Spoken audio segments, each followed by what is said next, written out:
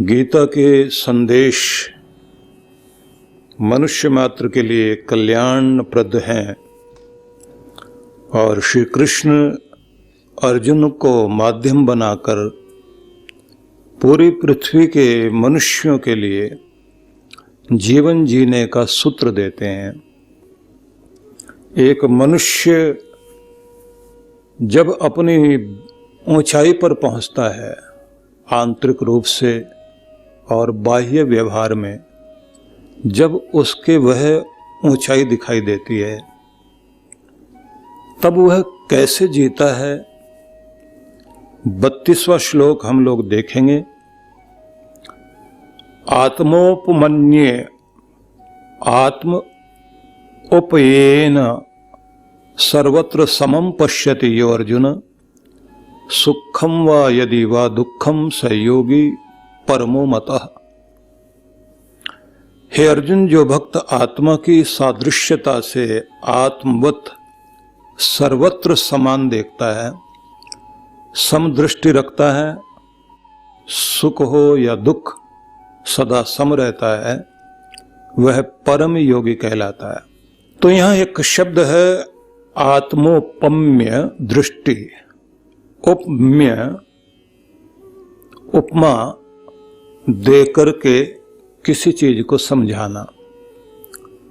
कृष्ण भगवान ये कहते हैं अपने आत्म स्वरूप को ही उपमा मानकर उसी दृष्टि से जो संसार के समस्त प्राणी मात्र को देखता है, उस दृष्टि को उन्होंने समदृष्टि कहा। सर्वत्र समम पश्यति यो अर्जुन, सबको जो समभाव से समान रूप से देखता है। सुखम व दुखम, सुख हो या दुख में पड़े हुए लोगों को देखे तो वह अपने सदृश ही सबको समझे।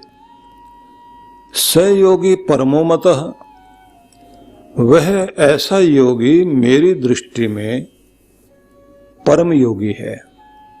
योग का उच्च शिखर यही है कि व्यक्ति सबको अपनी उपमा के अनुसार खुद ऐसा उदाहरण बन जाए कि जैसे मैं हूं, मेरे सदृश सभी लोग हैं। जो दुख मुझे होता है वह दूसरों को भी होता है। जिस तरह के सुख मुझे होता है वैसा दूसरों को भी होता है।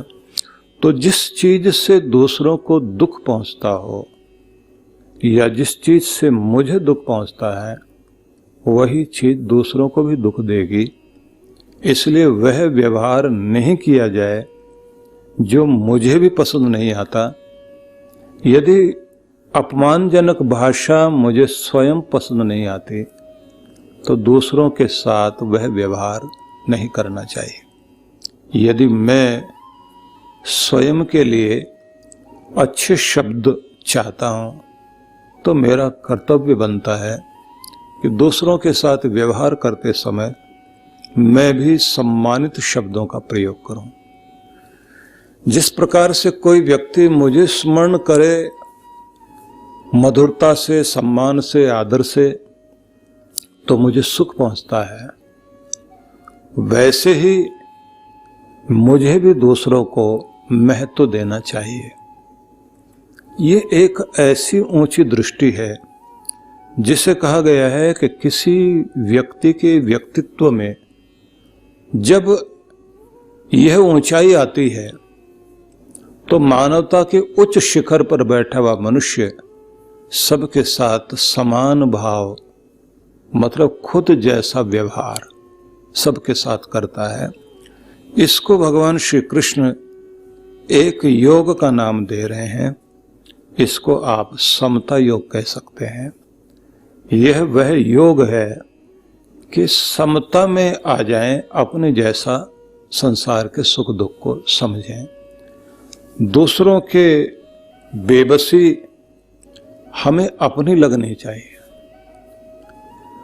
समाज में दुखद स्थिति यही है कि लोग दो तरह के तराजू लेकर बैठे हुए हैं, अपने साथ अलग, ये मेरा मुकाबला क्या करेगा, ये कौन, दूसरे व्यक्ति को हम महत्व नहीं देते। खरीदने की बात और बेचने की बात और। जब हम किसी चीज को खरीदते हैं तो हम कहते हैं कि इसका ये मूल्य है ही नहीं। 50 रुपए की चीज को हम 30 बताएंगे, खुद बेचने की बारी आएगी तो कहेंगे 70 की 80 की चीज है। कमाल की बात यह है कि हर क्षेत्र में व्यक्ति की मानवता का ह्रास हुआ है, इंसानियत से मनुष्य नीचे गिरा है। कितना नीचे गिरा है इसकी कल्पना नहीं की जा सकती, क्योंकि गिरावट जारी है। केवल मुद्रा का अवमूल्यन हो ऐसा नहीं, नैतिक मूल्यों का भी अवमूल्यन हो रहा है। इसके लिए हमारे पुराने लोग एक शब्द कहा करते थे और बड़ा वो अद्भुत शब्द था। वो शब्द था कि कोई दुकानदार, उसके पास कोई जाकर ये कहता था कि जो आप वस्तु बेच रहे हैं तो वो तौल में ठीक है, शुद्ध है, कोई उसमें कमी तो नहीं है, बहुत भरोसा किया हमने आपके ऊपर, बड़ा नाम आपकी दुकान का है, तो थोड़ा ये तसल्ली कर लेना हम जरूरी समझते हैं। तो सुनते ही दुकानदार ये बोलता था कि देखिए, बाल बच्चेदार व्यक्ति हूं, घर परिवार है मेरा भी, कोई चीज गलत दूंगा नहीं, कम तोलूंगा नहीं, मेरा किया हुआ मेरे बच्चों के आगे आए, मेरे परिवार पर असर आए, ऐसा काम मैं करने वाला नहीं हूं। इसलिए आप भरोसा रखिए, हम गलत चीज न बेचते न गलत तरीके इस्तेमाल करते। आदमी जब ये सुन लेता था कि इसने अपने बच्चों और अपने परिवार को सामने रखकर बात की है, और व्यक्ति ईश्वर से तो डरता है लेकिन कर्म व्यवस्था में भी, कर्म सिद्धांत में भी भरोसा रखता है, तो कितनी बड़ी तसल्ली होती थी। और अगर गलत कर जाए फिर व्यक्ति, तो सारे, एक अकेला नहीं, वो 4 आदमियों को लेकर आता था और कहता था कि तुमने कितनी बड़ी बात कही थी, इतना बड़ा गलत काम कर रहे हो, तुम्हारे खुद के ऊपर आए, तुम्हारे बच्चों के ऊपर आए, कहां ले जाओगे ऐसा पैसा। तो व्यक्ति बड़ा दबाव में होता था, क्योंकि वहां धर्म शासन करता था। धर्म जो है वो आदमी के हृदय में बैठकर शासन करता है। कानून जो है वो बाहर से शासन कर रहा है। कानून वाला व्यक्ति कोई आकर के सामने पकड़े, उसके खाते देखे, उसकी चीजों को टेस्ट करे, उसके बाद उसे दंडित करे, लेकिन उससे बचने के तरीके हैं लोगों के पास। लेकिन जो आदमी अपनी आत्मा की आवाज को और अपने अंदर की आवाज को सुनने के बाद ये समझता है कि मेरे से गलत नहीं होना चाहिए, जिसकी जिंदगी में धर्म शासन करता है, तो उसका मतलब होता है धर्मो रक्षते रक्षिता, वो धर्म की रक्षा कर रहा है तो सुरक्षित है, क्योंकि धर्म उसकी रक्षा कर रहा है। तुम धर्म की रक्षा करते हो तो धर्म तुम्हारी रक्षा करता है। तुम नैतिक मूल्यों को और नियमों को महत्व देते हो तो ये नियम ही हैं, इनका अपना एक ढंग है। भक्ति का नियम अगर आप लगातार अपनाते हैं, वो नियम इतना बड़ा काम करता है कि आप नियमित हो जाइए, वो आपका हाथ पकड़ेगा और भगवान के हाथ में दे देगा जाकर। नियम भगवान से मिला देता है आपको, नियम आपको भगवान से जोड़ देता है। इसी तरह से ये ध्यान रख लीजिए कि जो आदमी धर्म को पकड़े हुए है, तो धर्म जो है ईश्वर से जोड़ देगा, बरकत देगा कमाई में भी। तो ऐसा व्यक्ति सबको आत्मवत देखता है। जब आत्मवत देखता है, उपमा यही तो है, आत्मा की उपमा से आप सभी को देखिए, और केवल देखना ही नहीं, कहते हैं कि सबके सुख दुख को आप अपने उदाहरण से देखिए। श्री कृष्ण ये शब्द बड़ा अद्भुत कहते हैं, आत्मोपमेन। तो ये आत्म उपमेन विच्छेद करिए, तो आत्मा की उपमा से, आत्मा का उदाहरण, स्वयं के उदाहरण से, स्वयं के उदाहरण से सर्वत्र जो देखता है, सबको देखता है, सब में अपने आत्म स्वरूप को देखता है। सुखम व यदि वा दुखम स योगी परमो मता। सुख दुख सबका अपना देखे। श्री कृष्ण कह रहे हैं स योगी परमो मतः, मेरी मान्यता में, मेरे विचार में वह परम योगी है। योग के उस शिखर पर वो पहुंच गया। तो यहां अपनी आत्मा देकर देखना, किसी को दुख हुआ तो अपना दुख यह सोचना, अपने को दूसरे की जगह रख कर के देखना, यही है कि आत्मवत सबको देखना, स्वयं का उदाहरण दे करके देखना। तो कोमल उदार हृदय सबको अपने समान ही समझता है, क्योंकि वह दयाद्र है, उसने सम्यक ज्ञान प्राप्त कर लिया, इसलिए वह सर्वोत्कृष्ट योगी कहलाता है। गीता के अनुसार सर्वश्रेष्ठ योगी वह है जो दूसरों के सुख दुख को इस प्रकार समझता है जैसे वे अपने ही हों। नैतिक व्यवहार जैसा स्वयं के साथ चाहते हो वैसे दूसरों के साथ करें। इसी को आत्मनः प्रतिकूलानि परिश्रमन समाचरित कहा गया है कि सबके साथ आत्मत व्यवहार किया जाए।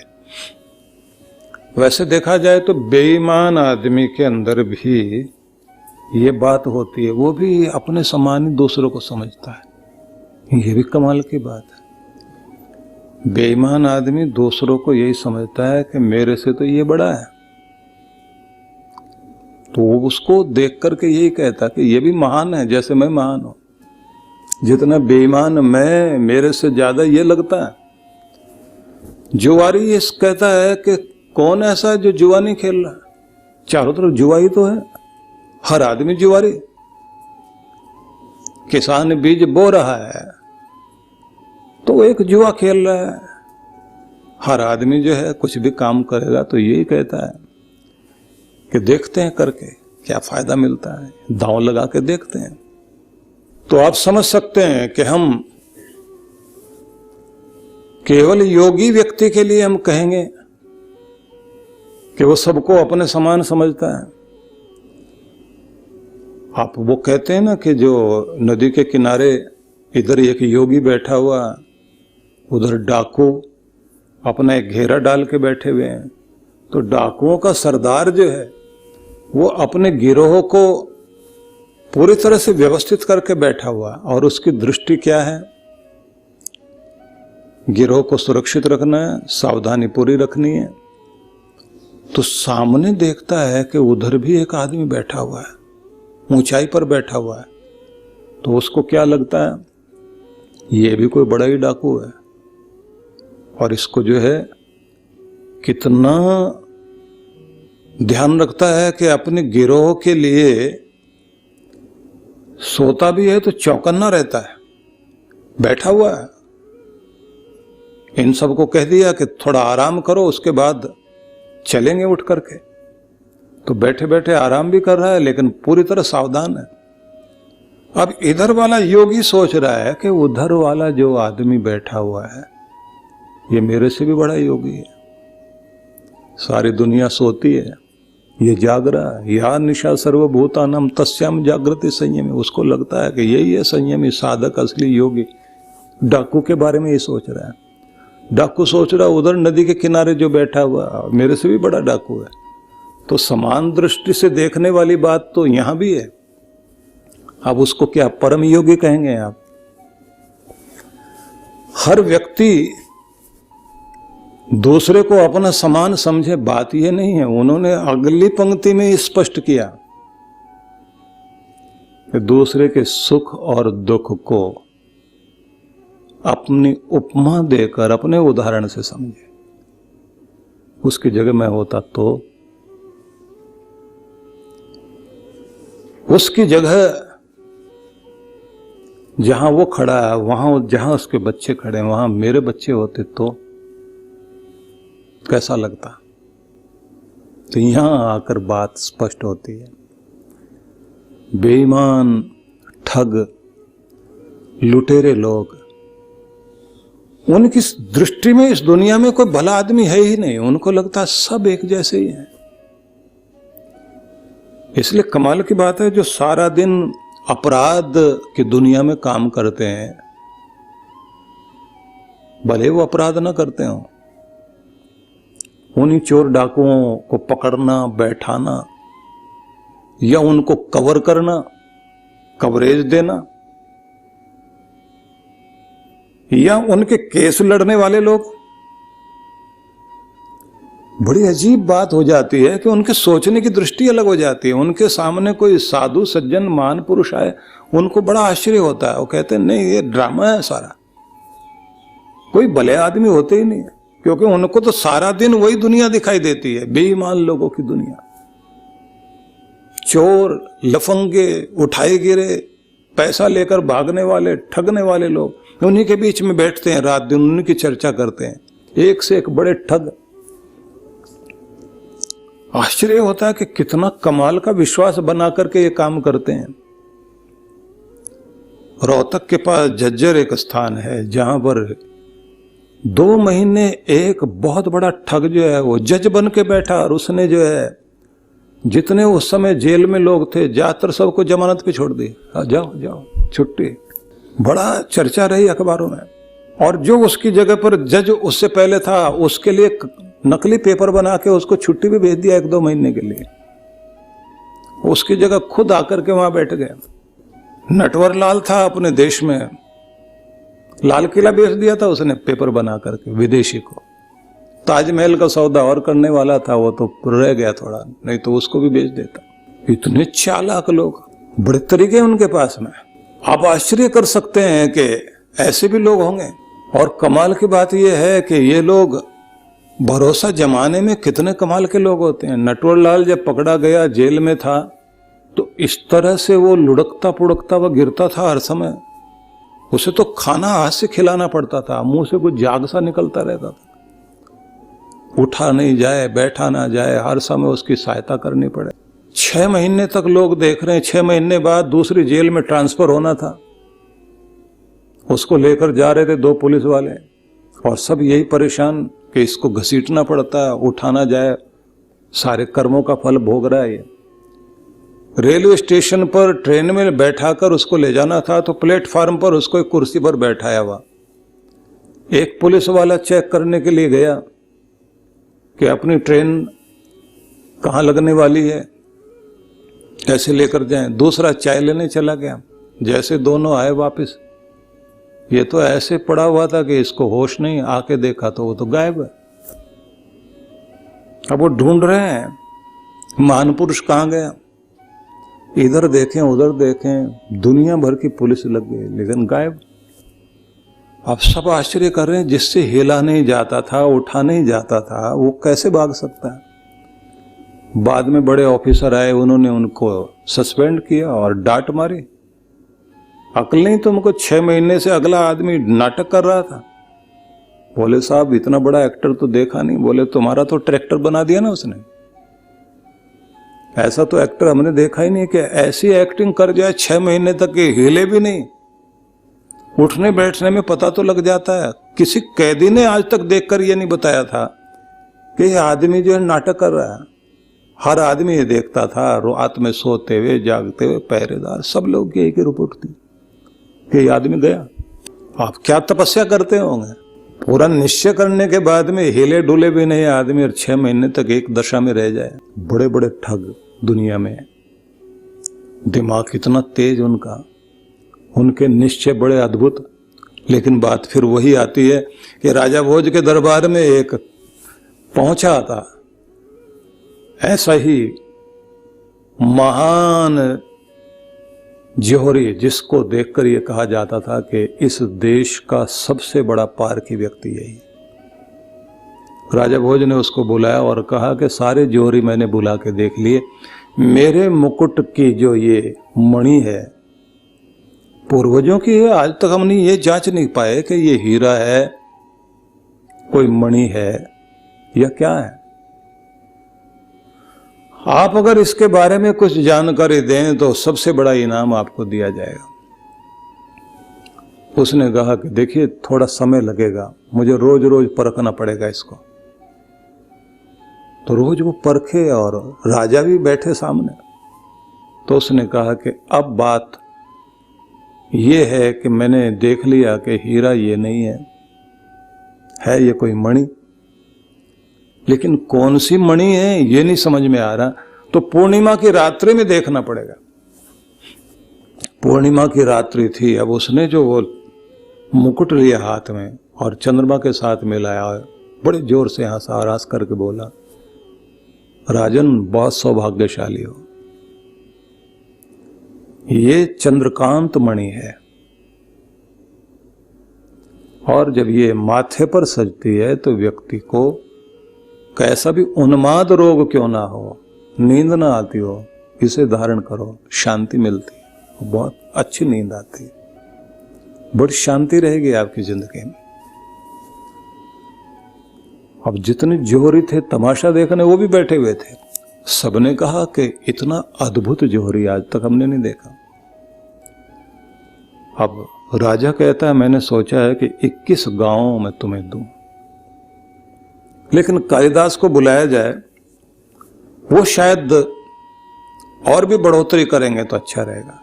कालिदास आते उन्होंने कहा कि देखिए जो कोई परख नहीं पाया, दूसरे देश तक के हमने जौहरी बुलाए थे वो नहीं परख पाए थे, इसने परख लिया और इसने मिलाकर के दिखाया कि ये कितनी वैल्यू इसकी है, कितनी किरणें किस तरह से इसमें आती है।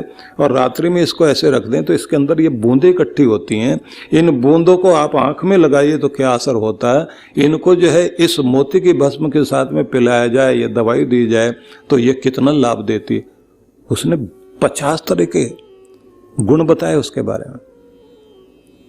बोले ये पूर्वजों के धरोहर है आपके पास। राजा बहुत खुश था। जैसे कालिदास को बुलाया गया, कालिदास ने देखा, देखकर कहा कि सच में इतना बुद्धिमान, इतना बड़ा पारखी, इतना बड़ा जौहरी हमारी कल्पना में भी नहीं है। मैं खुद नतमस्तक हूं इसके सामने। क्या दिया जाए इसको? बोले 5 जूते मारे जाएं सिर पर। राजा बोले ये क्या, किस लिए? इसकी योग्यता में कमी है? बोले नहीं साहब, योग्यता में कोई कमी नहीं। फिर इसकी बुद्धिमत्ता, समझदारी, इसकी परख। कालिदास ने कहा इतना बुद्धिमान होना व्यक्ति का आसान नहीं है। उम्र का तो लिहाज कर लेते, आप कह रहे 5 जूते मारे जाएं।